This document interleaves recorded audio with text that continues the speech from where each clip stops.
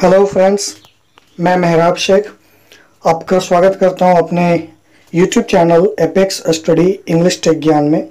दोस्तों, आज के इस वीडियो का टॉपिक है वर्ब बेस्ड सिनोनिम्स।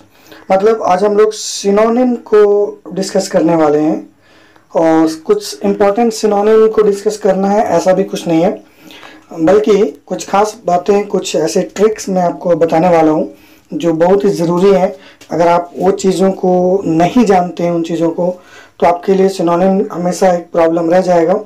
तो इस प्रॉब्लम को दूर करने के लिए आज का वीडियो आपके लिए काफ़ी होगा।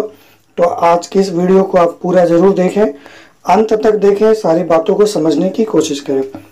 दोस्तों, अक्सर ये देखने को मिलता है कि जो स्टूडेंट्स होते हैं वो आपको कहते हुए मिलेंगे कि मैंने 6000 वर्ड याद कर लिया है, या 7000 वर्ड याद कर लिया है, 8000 वर्ड याद कर लिए हैं, अब मेरा सिनोनिम का क्वेश्चन बन जाएगा। पर एक बात तब होती है इम्पोर्टेंट, जब वो कोई एग्ज़ाम लिखते हैं और उसमें उनके सिनोनिम के 5 में से 2 या केवल एक ही क्वेश्चन सही होता है, या कभी कभी वो भी नहीं। ठीक है, तो अब वो भी सोच में पड़ जाते हैं कि भाई हमने तो 7000 वर्ड याद किए थे, फिर ऐसे कैसे हो गया कि सारे क्वेश्चन गलत हो गए, और मीनिंग भी सबका आता था फिर भी। तो दोस्तों, केवल रट्टा मारने से सिनोनिम के क्वेश्चन नहीं बनते हैं, उसके साथ साथ हमें कुछ साइड की चीज़ों की भी ज़रूरत है, कुछ अलग से चीज़ों को समझने और जानने की भी ज़रूरत है। तो आज के इस वीडियो में हम उसी बारे में बात करने वाले हैं कि मीनिंग के अलावे ऐसी और क्या चीज़ें हैं जिसकी मदद से हम सिनोनिम या फिर एंटोनिम के क्वेश्चंस को बना सकते हैं। तो दोस्तों, ये जानने के लिए आप पूरे वीडियो को अंत तक देखें, क्योंकि आज के वीडियो को देखने के बाद सिनोनिम बनाने का जो आपका क्वेश्चन, जो भी सिनोनिम का क्वेश्चन है, उसको बनाना आपके लिए बेहद ही आसान होने वाला है। तो बिल्कुल इस वीडियो को मिस ना करें और ध्यान से देखें। तो वीडियो को शुरू करें इससे पहले आप मेरे चैनल को सब्सक्राइब कर लें, और अगर वीडियो पसंद आए तो इसको लाइक करें, और शेयर भी करें, और साथ ही साथ जो बेल आइकन है उसको भी प्रेस कर दें, ताकि मेरे हर वीडियो का नोटिफिकेशन आपको पहले मिल जाए। ठीक है, तो दोस्तों, सिनोनिम को बनाने के लिए आप सभी जानते हैं कि वर्ड मीनिंग की ज़रूरत पड़ती है, और ये अक्सर लोग करते भी हैं, वर्ड्स याद कर लेते हैं। हर टीचर सजेस्ट करते ही हैं कि भाई वर्ड रटो, वर्ड रटो। तो केवल रट्टा मारने से नहीं होगा दोस्तों, ये कोई सॉल्यूशन नहीं है। रट्टा मारने के बाद भी आंसर्स नहीं बनते हैं। तो आज मैं इसी का सॉल्यूशन लेके आया हूँ कि रट्टा तो मारना, मैं नहीं कहूँगा कि रट्टा ही मारना है, पर इसके अलावा और भी चीज़ें हैं जिसको हम यूज़ कर सकते हैं सिनोनिम के क्वेश्चन को बनाने के समय। तो वो ऐसी कौन कौन सी चीज़ें हैं, तो मैं 2 चीज़ों पर डिस्कस करने वाला हूँ, मीनिंग पर नहीं। तो शुरू करते हैं। 2 चीज़ें वो क्या है। दूसरी चीज़, पहले तो मीनिंग है जो मैंने भी लिखा, दूसरी ज़रूरी चीज़ है जो वर्ड है उसका टोन। तो आपको ये जानना चाहिए कि जो भी वर्ड है उसका टोन क्या है। टोन क्या होता है? टोन मतलब हो गया कि वर्ड जो भी होता है या तो वो नेगेटिव सेंस देता है या फिर पॉजिटिव सेंस देता है। फॉर एग्जांपल गुड, तो गुड एक पॉजिटिव टोन वाला या सकारात्मक टोन वाला वर्ड है। ठीक है, और अगर हम बात करें बैड की, तो bad is a negative tone word, तो ये नेगेटिव टोन वाला वर्ड है, इससे नकारात्मक सेंस निकलता है। तो हमें वर्ड्स का टोन जानना बेहद ज़रूरी होता है। वैसे आज का टॉपिक टोन नहीं है, आज हम टोन के ऊपर क्वेश्चन नहीं बनाने वाले हैं, मतलब टोन का इस्तेमाल करके सिनोनिम नहीं बनाएंगे, बल्कि आज हम जो बनाने जा रहे हैं क्वेश्चन, वो तीसरे इंपॉर्टेंट चीज़ के ऊपर बनेगा, और वो तीसरा इंपॉर्टेंट चीज़ है पार्ट्स ऑफ स्पीच। तो हमें वर्ड के मीनिंग और टोन के साथ साथ ये भी जानना चाहिए कि जो दिया गया वर्ड है उसका पार्ट्स ऑफ स्पीच क्या है, मतलब वो कौन से पार्ट्स ऑफ स्पीच से है। जो 8 पार्ट्स ऑफ स्पीच होते हैं उसमें से कौन से पार्ट्स ऑफ स्पीच से हैं। तो दोस्तों, एक चीज़ मैं यहाँ पे क्लियर कर देता हूँ कि जितने भी वर्ड होते हैं वो मात्र 3 ही पार्ट्स ऑफ स्पीच में से हमें पूछे जाते हैं। एक तो वर्ब, दूसरा नाउन, और जो तीसरा है वो है एडजेक्टिव। इसके अलावा हमें एडवर्ब या कंजंक्शन या फिर प्रीपोजिशन, ऐसे किसी भी पार्ट्स ऑफ स्पीच के वर्ड नहीं मिलते। तो सिनोनिम एंटोनिम में जो भी वर्ड आते हैं वो इन्हीं तीनों में से किसी एक पार्ट्स ऑफ स्पीच का होता है। तो आज के टॉपिक में जो हम लोग क्वेश्चंस बनाने वाले हैं वो वर्ब पर आधारित क्वेश्चंस हैं। इस पर रिलेटेड सिनोनिम हम बनाने वाले हैं, और जो ट्रिक यूज करेंगे वो हम पार्ट्स ऑफ स्पीच का ट्रिक यूज करेंगे। ठीक है, तो आइए वीडियो को आगे बढ़ाते हैं और क्वेश्चन की तरफ चलते हैं। तो यहाँ पे सबसे पहला जो हमने क्वेश्चन लिया है वो आप देखिए इवेड, ठीक है। तो इवेड का मीनिंग क्या है अगर आप जानते हैं, क्योंकि मीनिंग जाननी तो जरूरी है ही, मैं पूरी तरह से इसको नहीं नकार रहा, लेकिन अगर आप नहीं भी जानते हैं तो भी ये काम करेगा। तो फिलहाल अगर हम इसका मीनिंग जानते हैं तो भी और नहीं जानते तो भी, तो ये हम पहले देख लेते हैं कि इसका पार्ट्स ऑफ स्पीच क्या है। तो दोस्तों ये जो मैंने कहा कि टोन और पार्ट्स ऑफ स्पीच जानना जरूरी है, तो ये कैसे जानेंगे, कहाँ से जानेंगे, इसका भी मैं आपको तरीका बता देता हूँ। टोन की जहाँ तक बात है तो तभी पता चलेगा जब आप उस वर्ड को किसी सेंटेंस में यूज करेंगे, ठीक है। तो कोई भी वर्ड का टोन पॉजिटिव है या नेगेटिव है, ये उसके सेंटेंस के यूज, सेंटेंस में जो यूज है उसके ऊपर निर्भर करता है। तो इसके लिए आपको उस वर्ड का इस्तेमाल देखना होगा सेंटेंसेस में। और जहाँ तक बात है वर्ड के पार्ट्स ऑफ स्पीच का, तो उसके लिए आपका डिक्शनरी काफ़ी है, क्योंकि हर डिक्शनरी में जो वर्ड होते हैं और उसके बाद में उसका पार्ट्स ऑफ स्पीच लिखा होता है। जैसे अभी ये वर्ड है गुड, तो वहाँ पे लिखा होगा एडजेक्टिव, या कोई वर्ड होगा नाउन तो वहाँ लिखा होगा एन फॉर नाउन, इस तरह से वहाँ लिखा रहता है।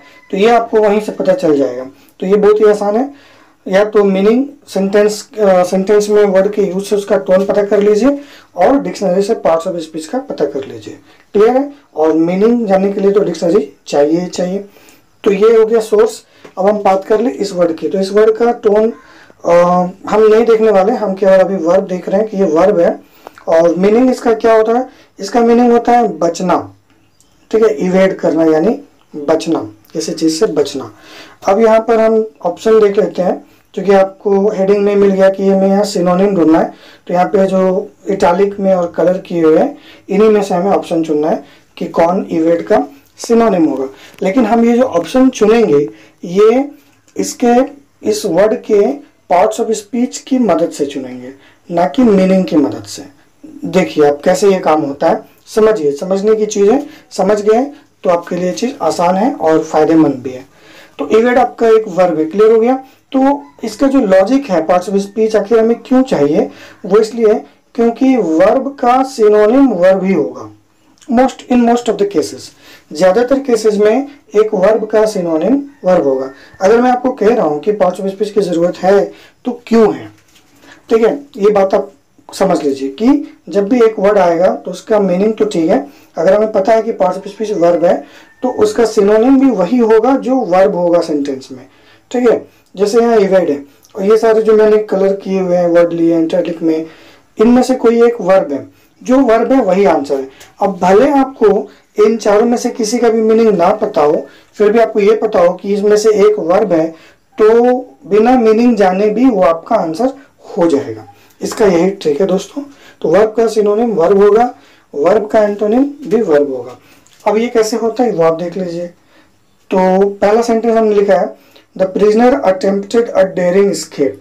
तो यहाँ पे एस्केप मतलब भी बचना, ये एस्केप मतलब बचना, इसमें भी बचना, इसमें भी बचना, मीनिंग चारों के एक ही है। अक्सर स्टूडेंट पूछते हैं एक सवाल कि सर अगर जो क्वेश्चन दिया गया अगर सबका मीनिंग एक ही हो तब हम कैसे जानेंगे कि कौन सिनोनिम होगा कौन नहीं होगा। तो उसका जवाब भी यही है कि आप उसको पार्ट्स ऑफ स्पीच से छाट सकते हैं, या तो पार्ट्स ऑफ स्पीच से छाट सकते हैं या फिर टोन से छाट सकते हैं। तो आज टोन नहीं, हम पार्ट्स ऑफ स्पीच से छाटने की कोशिश करते हैं, ठीक है। तो डेयरिंग एस्केप, यहाँ पे देखिए डेयरिंग एस्केप में ये एस्केप क्या है। अब आप देख सकते हैं यहाँ ए लगा हुआ है, ठीक है, और ए हमेशा नाउन के लिए आता है। तो ये तो आईएनजी लगा है, ये आपका नाउन नहीं है, यहाँ पे एडजेक्टिव का काम कर रहा है। तो ये आपका एडजेक्टिव हो गया डेयरिंग, और ये ए लगा एस्केप के लिए, तो एस्केप यहाँ पे क्या हो गया, नाउन हो गया। तो बचना तो मीनिंग हो रहा है, लेकिन इसका पार्ट्स ऑफ स्पीच नाउन है, इसलिए ये आंसर नहीं होगा, ठीक है। तो आप जानते हैं कि इवेड का मतलब बचना और एस्केप का मतलब बचना, पर ये आंसर क्यों नहीं हो रहा है, क्योंकि पार्ट्स ऑफ स्पीच सेम नहीं है। तो सीधी बात है ये आंसर नहीं होगा। सेम पार्ट्स ऑफ स्पीच का कैसे हमने पता लगाया, इस आर्टिकल से, क्योंकि आर्टिकल के बाद एडजेक्टिव और एडजेक्टिव के बाद नाउन आता है। आर्टिकल प्लस एडजेक्टिव और एडजेक्टिव के बाद नाउन आता है। तो जब भी आर्टिकल होता है उसके आगे तुरंत आगे या फिर उसके एक वर्ड के आगे नाउन ही होता है। तो ये आपका नाउन है, तो ये आंसर नहीं होगा, ठीक है। तो जैसे फर्स्ट वाला जो ऑप्शन है वो आंसर नहीं हुआ। अब आते हैं हम तीसरा में, इवेजन। इवेजन मतलब भी बचना, इवेड का ही ये फॉर्म है, लेकिन जिस वर्ड के अंत में SION लगा हो वो नाउन होता है। तो अगेन ये भी एक नाउन हो गया। तो ये भी पार्ट्स ऑफ स्पीच मैच नहीं हो रहा है, क्योंकि ये तो वर्ब है तो वर्ब का पार्ट्स ऑफ स्पीच, वर्ब का सिनोनिम वर्ब जाएगा, ये भी नहीं होगा। यहाँ देखिए इल्यूजिव, इसका मतलब है बचना, पर इसमें IVE लगा है, तो जिस वर्ड के अंत में IVE लगा है वो होता है एडजेक्टिव। ठीक है, तो ये हो गया नाउन, ये हो गया नाउन और ये हो गया एडजेक्टिव। अब बताइए क्या ये सिनोनिम हो सकते हैं? जवाब है नहीं। तो सिनोनिम कौन होगा? ये होगा, क्योंकि टू के बाद हमेशा V1 का यूज होता है, यानी मेन वर्ब का। तो स्केप यहाँ पे मेन वर्ब है। ये स्केप सेम है, लेकिन सेंटेंस में एक नाउन की तरह काम कर रहा है, एक वर्ब की तरह काम कर रहा है। अब कहेंगे सर अगर सेंटेंस ना दिया रहे तो क्या करेंगे? तो भी आपके जो मैंने अभी ट्रिक बताया कि SION लगा होगा वो नाउन होगा, IVE लगा होगा वो एडजेक्टिव होगा। तो इस तरह की ट्रिक की आपको जरूरत पड़ेगी। तो इसके लिए मैंने एक वीडियो बनाया हुआ है, आप आई बटन में जाके चेक कर सकते हैं कि कैसे हम एडजेक्टिव को और नाउन को पहचानें। साथ ही साथ वर्ब के बारे में भी होगा, तो ये आपको पहचान जरूरी है, आप इसको देख लीजिएगा। ठीक है, चलिए आते हैं हम लोग नेक्स्ट क्वेश्चन की ओर। तो हमारा नेक्स्ट क्वेश्चन है कंक्लूड। यहाँ पे आप देखिए कंक्लूड भी वर्ब भी होगा, क्योंकि ये हेडिंग नहीं था, वर्ब बेस्ड सिनोनिम, तो ये हमारा वर्ब हो गया। इसका मीनिंग हम लोग जानते हैं, एंड या फिनिश करना।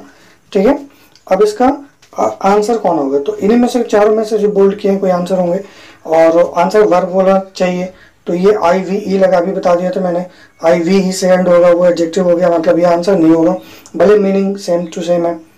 अब यहाँ देखिए एब्सोल्युटली, तो LY से जो एंड होते हैं वो या तो ज़्यादातर एडवर्ब होते हैं और कुछ में एडजेक्टिव भी होते हैं। ठीक है, जैसे लवली, तो लवली एडजेक्टिव हो गया, लेकिन ज़्यादातर में LY लगा के, जैसे नाइसली वगैरह, नाइसली हो गया, ब्यूटीफुली हो गया, तो वो एडवर्ब होता है।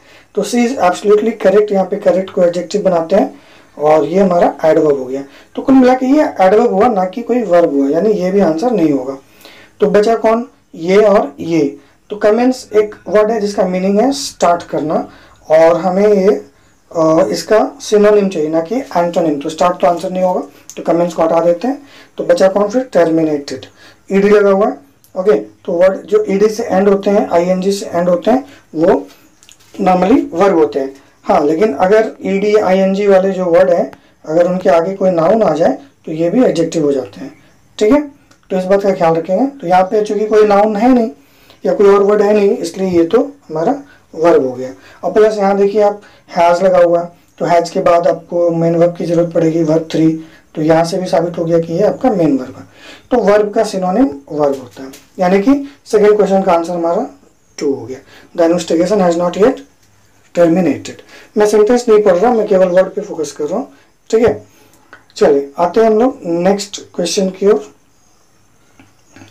Question number 3, terminate. अब हमें यहाँ टर्मिनेट का ही सिनोनिम चाहिए, तो ये भी वर्ब ही है।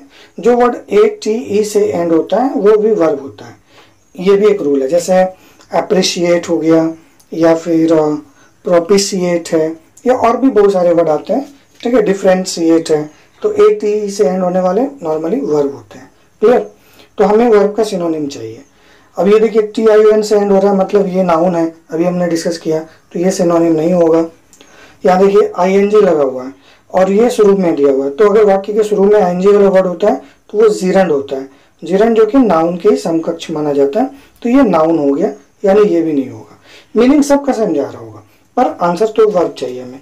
अब ये आ जाए इनॉग्रेट, तो ये हो गया एंड करना, और ये हो गया शुरू करना, आरंभ करना, तो ये ऑपोजिट हो गया, इसलिए ये मीनिंग नहीं देगा। तो बचा ये टर्मिनेट। सर हम कैसे समझेंगे कि टर्मिनेट ही वर्ब है यहाँ पे? तो अगर आपको पहचान नहीं पता है तो आप यहाँ देखिए शुड लगा हुआ है, मोडाल है, तो मोडाल के बाद V1 आता है ग्रामर के नियम से, तो ये V1 है, यानी वर्ब है। तो वर्ब का सिनोनिम वर्ब होता है, यानी तीसरा का आंसर हमारा D हो गया। You should terminate your servant. Okay, मैं सेंटेंस पढ़ूंगा तो वीडियो काफ़ी लंबी हो जाएगी, इसलिए मैं डायरेक्ट वर्ड पे बात कर रहा हूँ, सेंटेंस पे नहीं। अब आते हैं हम लोग नेक्स्ट क्वेश्चन में। क्वेश्चन नंबर 4, यहाँ पे भी हमने वर्ब लिया है, दैट इज प्रोफेन। तो प्रोफेन का हमें सिनोनिम चाहिए। प्रोफेन आप 2-3 जगह देख रहे होंगे, बिल्कुल मीनिंग सबका सेम है, पर मीनिंग से कोई मतलब नहीं। आप समझ गए होंगे अब तक की वीडियो से कि हमें यहाँ पे पार्ट्स ऑफ स्पीच मैच करना है। तो क्या पहला जो वर्ड है वो सही है, प्रोफेन लैंग्वेज? जी नहीं, ये आपका वर्ब नहीं है। कैसे नहीं है? क्योंकि जिस वर्ड के अंत में नाउन लगा हो तो उसके पीछे वाला वर्ड एडजेक्टिव होता है, ठीक है। तो प्रोफेन यहाँ पे एडजेक्टिव हो गया क्योंकि यहाँ लैंग्वेज लगा। प्रोफेन का मतलब क्या होता है? प्रोफेन का मतलब होता है किसी चीज को गंदा करना, पॉल्यूट करना, दूषित करना, ठीक है, या अपवित्र करना। जी हाँ, अपवित्र करना, किसी चीज को अपवित्र करना, ठीक है। तो ये तो नहीं हुआ क्योंकि एडजेक्टिव हो गया। टी वाई, जिस वर्ड के अंत में टी वाई लगा हो वो नाउन होता है, तो ये नाउन हो गया, इसलिए ये भी नहीं होगा। अब ऑलमाइटी में भी टी वाई लगा होता है, पर ये एक्सेप्शन है, हर वर्ड में काम नहीं करेगा, पर ज्यादातर टी वाई, जैसे duty, beauty, electricity, university, there are so many words जो टी वाई से एंड होते हैं, वो नाउन होते हैं। ओके, नेक्स्ट हमारा वर्ड है प्रोफेंड। यानी कि बिन लगा हुआ और बिन के बाद भीतरी दिया हुआ है, तो इसका मतलब कि यही आंसर होगा, प्रोफेंड, ठीक है, क्योंकि ये वर्ब है। और यहाँ प्रोफाउंड है। प्रोफाउंड ये अलग वर्ड है, थोड़ा मिलता जुलता था इसलिए मैंने यहाँ यूज किया। प्रोफाउंड का मतलब होता है किसी डीप, किसी चीज की आपको बहुत ही गहरी जानकारी है तो वो प्रोफाउंड होता है। तो हमारा आंसर ये प्रोफेंड नहीं हुआ, ये प्रोफेनिटी नहीं हुआ, ये प्रोफेंड क्यों हुआ? क्योंकि ये वर्ब है, तो वर्ब का सिनोनिम वर्ब होगा। तो क्वेश्चन नंबर 4 का आंसर है D, the beauty of this place has been profound, कि इस जगह की सुंदरता को दूषित कर दिया गया, फिल यानी कचरा से जो आसपास फैला हुआ है। आई होप क्लियर हो गया होगा प्रोफेंड का सिनोनिम प्रोफेंड कैसे हो गया। ओके, चलें, कहीं डाउट हो तो कमेंट में जरूर बताइए, मैं आपको पर्सनली जवाब दूंगा। नेक्स्ट हमारा क्वेश्चन है पैसिफाई। पैसिफाई का सिनोनिम क्या होगा? तो ये भी एक वर्ब है। देखिए दोस्तों, जिस वर्ड के अंत में एफ वाई लगा हो वो भी वर्ब होता है, इसको याद रखिएगा। जैसे वेरीफाई, डिग्निफाई, ठीक है, सिग्निफाई, तो वैसे ही पैसिफाई। पैसिफाई का मतलब होता है शांत करना, किसी को शांत करना, या किसी का तकलीफ या गम को घटाना। ओके, चलें, तो ये भी एक वर्ब है। अब हमें वर्ब का सिनोनिम चाहिए, तो वर्ब का सिनोनिम वर्ब होगा। पैसिफिक, ICE से जो एंड होता है वो होता है एडजेक्टिव, जैसे साइंटिफिक, ठीक है, प्रोलिफिक, तो ऐसे बहुत सारे वर्ड आएंगे जिसमें IC लगा हो, वो एडजेक्टिव होता है, ना कि कोई नाउन। तो ये आंसर नहीं होगा, मीनिंग वही है पर आंसर नहीं होगा। इज्म, इज्म जिस वर्ड के अंत में हो वो भी नाउन होता है, तो नाउन वर्ब का सिनोनिम नहीं हो सकता, इसलिए गया, ये भी नहीं होगा। IST जिसमें लगा हो वो भी नाउन होता है, डेंटिस्ट, साइंटिस्ट, ठीक है, तो पैसिफिस्ट, तो ये भी नाउन हो गया, इसलिए ये भी आंसर नहीं होगा। तो बचा कौन? प्लेकेट, तो इसमें देखिए ATE लगा हुआ है। अगर नहीं भी लगा होगा तो चूंकि 3 आंसर हो नहीं रहे तो चौथा तो होना ही चाहिए, इसलिए ये आंसर हो जाएगा। और वैसे नहीं तो वैसे भी देखिए कि फिर से 2 + V1 आ रहा है, तो 2 + V1 यानी ये वर्ब होगा, ये वर्ड, तो वर्ब का सिनोनिम वर्ब। अगेन 5 का आंसर डी है। तो दोस्तों आई होप कि आपको समझ में आ रहा होगा कि मैं आपको क्या कहना चाह रहा हूँ, और अगर नहीं आ रहा है तो कमेंट कीजिए, फिर से वीडियो बनाऊंगा दूसरे वर्ड्स के साथ, ताकि आप सारी बातों को समझ जाएं और मेरा भी मकसद पूरा हो जाए। मिटिगेट, ये भी एक वर्ब है, कैसे पहचानेंगे? ATE लगा हुआ है और ये वर्ब हमारे टॉपिक भी है। अब इसका सिनोनिम चाहिए। मिटिगेट का मतलब होता है कम करना, किसी चीज को घटाना, कम करना या घटाना, तो ये क्रिया है, कम करना, ठीक है। मीनिंग क्लियर हो गया। अगर हम मीनिंग नहीं भी जानते तो भी हम आंसर कर पाएंगे। अब यहाँ आते हैं, लो मतलब भी कम करना, लो मतलब भी कम करना, इसका मतलब भी कम करना। अलार्म का मतलब बढ़ाना होता है, किसी की परेशानी को बढ़ाना, चिंता को बढ़ाना, तंग करना, तो ये एंटोनिम हो जाएगा, इसलिए आंसर नहीं होगा। अब इनमें से कौन सा होगा? तो जो वर्ब मैच, जिसका पार्ट्स ऑफ स्पीच इससे मैच होगा वही आंसर होगा। तो यहाँ पे लो क्या है? अब देखिए ए लगा हुआ है और ये आपका नाउन है, तो ये ए और ये नाउन हो गया, आर्टिकल और नाउन, तो बीच में क्या होगा दोस्तों? अभी लिखा था मैंने, article plus adjective plus noun. तो अगर पहले आर्टिकल और बाद में नाउन है तो बीच में एडजेक्टिव होगा, तो लो इज एडजेक्टिव, मतलब ये सिनोनिम नहीं जाएगा। फिर है देयर इज अ लो। अब यहाँ देखिए अगेन लो है, बट लो के बाद में कोई नाउन नहीं है, सिर्फ एक आर्टिकल है, इसका मतलब ये खुद नाउन है, क्योंकि नाउन के पहले ही हम आर्टिकल लगाते हैं, ठीक है। तो ये नाउन हो गया, सिंपल है। तो हमने यहाँ पे एक एडजेक्टिव को नाउन के रूप में यूज कर लिया। देयर इज अ लो, लो यानी कमी, तो ये कम हो गया। ओके, तो ये एडजेक्टिव नाउन हो गया, ये भी आंसर नहीं होगा, ये भी नहीं होगा, और ये हमने छाड़ दिया क्योंकि एंटोनिम था। तो बचा ये फाई। अगर आपको नहीं समझ में आ रहा था तो आप FI देख के भी टिक लगा देंगे तो भी आंसर हो जाएगा, क्योंकि ये ATE से एंड हो रहा है, ये क्रिया, तो ये भी क्रिया, तो क्रिया क्रिया सिनोनिम हो गया। क्लियर? चले आगे बढ़ते हैं। चलिए, तो हमारा अगला वर्ड है बोर। बोर एक वर्ब है और इसका हमें सिनोनिम चाहिए, तो वर्ब का सिनोनिम वर्ब ही होगा। अब इसमें से वर्ब कौन है, तो सबसे पहले हम ये देख लेते हैं ब्लास्ट को। ब्लास्ट बोर का ऑपोजिट है। बोर मतलब पकाना, थकाना, उबाना, तो ब्लास्ट का मतलब बहुत सारा मस्ती मजाक करना एंड ऑल, तो ये आंसर नहीं होगा, ये हमने अपोजिट डाला था। अब बोर से बने ये सारे वर्ड, तो मीनिंग सबके लगभग सेम है, बट पार्ट्स ऑफ स्पीच तीनों के अलग हैं। पर हमें चूज करना है कि कौन सा वर्ब होगा, क्योंकि वही हमारा आंसर होगा। तो बोरिंग इज एडजेक्टिव, क्योंकि जिस वर्ड के अंत में नाउन लगता हो वो एडजेक्टिव होता है। तो बोरिंग के आगे हम नाउन लगा सकते हैं पर्सन, इसलिए एडजेक्टिव हो गया। He is boring, John is boring, तो बोरिंग यहाँ पे एडजेक्टिव हो गया, इसलिए ये सिनोनिम नहीं होगा। जिस वर्ड के अंत में डम लगा हो वो हमारा नाउन होता है, जैसे किंगडम, विजडम, फ्रीडम। आप कहेंगे सेल्डम, तो seldom is not adjective, this is adverb. Okay, तो ये हमारा डम वाला भी नहीं होगा क्योंकि ये नाउन है, और ये हमने नहीं लिया क्योंकि अपोजिट है। तो बचा कौन, पहला वाला, ही बोर्स, कि वो हर किसी को बोर कर देता है। क्लियर, तो बोर का यहाँ पे सिनोनिम बोर्स हो जाएगा। आई होप कि आपको चीजें समझ में आ रही होंगी। आते हैं हम लोग नेक्स्ट क्वेश्चन में। इंस्टिगेट। इंस्टिगेट का मतलब होता है किसी की उत्तेजना को बढ़ाना, भड़काना, उकसाना। तो इसका सिनोनिम क्या होगा, तो इन सब का मतलब सिनोनिम में जो भी है इन सब का एक ही मतलब है, ये अपोजिट हमने लिया। ट्रैंक्विलिटी मतलब होता है शांत करना, उत्तेजना को कम करना, शांत करना, तो ये अपोजिट हो गया, इसलिए आंसर नहीं होगा। वैसे भी टी लगा है, मतलब ये नाउन है और ये वर्ब है, तो सिनोनिम तो ये होगा नहीं। अब आते हैं इन सब में कौन सा वर्ब है, क्योंकि मीनिंग सेम है, बस हमें पार्ट्स ऑफ स्पीच में फर्क समझना है। ईडी लगा हुआ है, अगर ईडी है और इसके बाद कोई नाउन नहीं है तो यही आंसर होगा, क्योंकि ये वर्ब होगा। ठीक है, और अगर नाउन है तो हमने देखा the news incited wide spread fear, तो यहाँ पे इंसाइटेड वाइड स्प्रेड फियर में ये फियर नाउन है, ये नहीं है। क्लियर, तो ये हमारा वर्ब होगा, तो ये वर्ब होगा, इसका मतलब यही आंसर होगा। अब आते हैं इंसाइटमेंट। इंसाइटमेंट में मेंट लगा है, तो जिस वर्ड के अंत में मेंट लगा हो वो क्या हो गया, वो नाउन होता है, तो ये भी हमारा आंसर नहीं होगा। और ल्यूक्रेटिव शुरू में बता दिया था, IVE से एंड होगा, वो भी एडजेक्टिव होगा, इसका मतलब ये भी आंसर नहीं होगा। तो आंसर कौन है, द न्यूज इंसाइटेड, कि न्यूज ने उकसा दिया, फियर। और पैरानिया, पैरानिया मतलब होता है, पैरानोआ भी कह सकते हैं, एक ऐसी फीलिंग जिसमें आपको लगता है कि हर कोई आपको नुकसान पहुंचाने वाला है, इसको पैरानोआ कहते हैं। क्लियर है, चले आगे बढ़ जाते हैं। Question number 9। क्वेश्चन नंबर 9 में हमारा वर्ड है ल्योर। ल्योर का मतलब होता है लालच, लुभाना, फुसलाना, बहलाना, और ये भी वर्ब है, तो इसका सिनोनिम हमें वर्ब के रूप में चाहिए। ये ल्योर, ये भी ल्योर, ये भी ल्योर, ये भी LUR यहाँ पे है, तो सब एक ही मीनिंग देने वाले हैं, पर अगेन पार्ट्स ऑफ स्पीच सबका डिफरेंट है।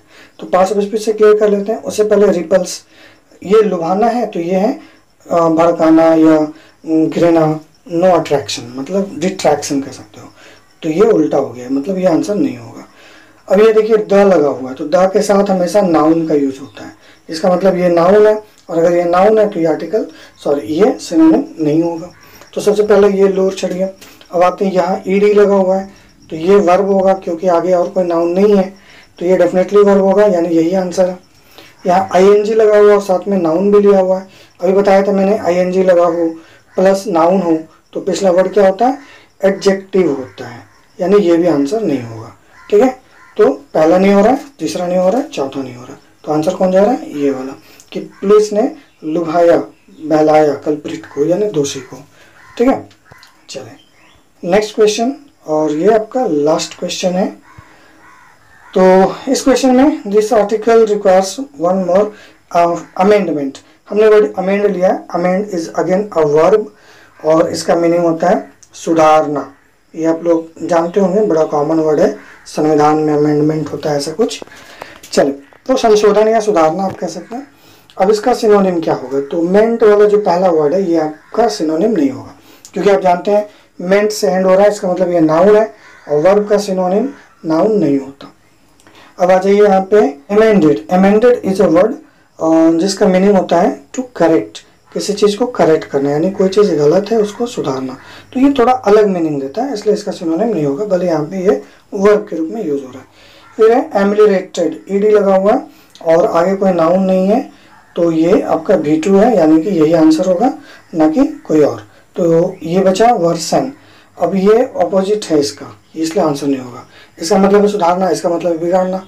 वर्स करना यानी बैड का आप देख रहे हैं क्रिया बनाया गया है, बैड एन तो नहीं होता है तो वर्स एन यूज होता है, ठीक है। और ये V1 है क्योंकि टू के साथ लगा हुआ है, तो ये आपका V1 है, वर्ब है, पर मीनिंग उल्टा दे रहा है, इसलिए आंसर नहीं होगा। तो आंसर हमारा इसमें कौन हुआ, ये एमिलियोरेटेड। ये क्यों नहीं हुआ, मेंट लगा है, नाउन है, ये ईडी है पर मीनिंग अलग है, और ये आपका वर्ब है।